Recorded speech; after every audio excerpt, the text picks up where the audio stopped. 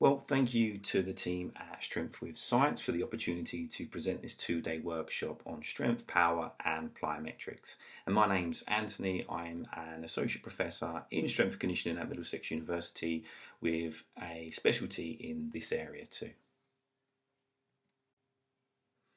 Now, on day one in this initial presentation, we're going to look to understand the key mechanical terms such as impulse and rate of force development and why being strong is important to both health and performance.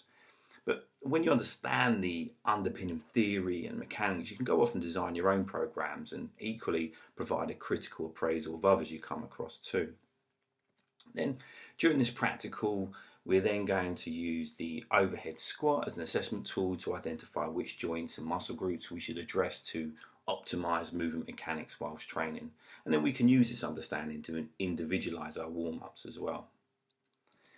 Then building on from that previous practical, we can now look at the technique and coaching cues for various squats. So split squats, box squats, for example, hamstring training like the stiff leg deadlift and the Nordics, and then various power exercises too, so like the jump shrug, for example.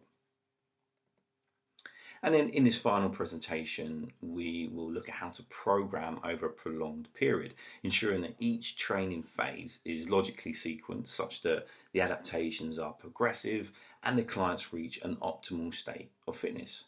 And however, we're going to precede all of this with a video analysis section where we will analyze videos of athletes training to further sharpen our coach's eye and learn to detect movement discrepancies and identify some training solutions too.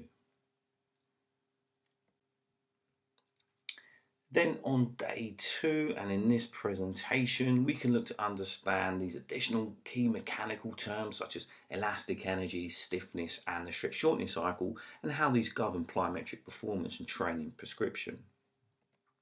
Then during this first practical, we can look to coach some drills with a bilateral and linear focus, as ever starting from the beginning with an athlete or client that has no experience and building up their skill set. Then on this next practical, we can build on that previous one and look to advance our plyometrics as we progress to unilateral and multi-directional movements, taking our athletes to more high-level drills which are somewhat unpredictable and chaotic too towards the end. And then in this final session, we're going to consider how we can best test our athletes' plyometric ability and tailor our programs accordingly. And we're also going to consider interlimb asymmetry as part of our assessment. So I do hope to see you there.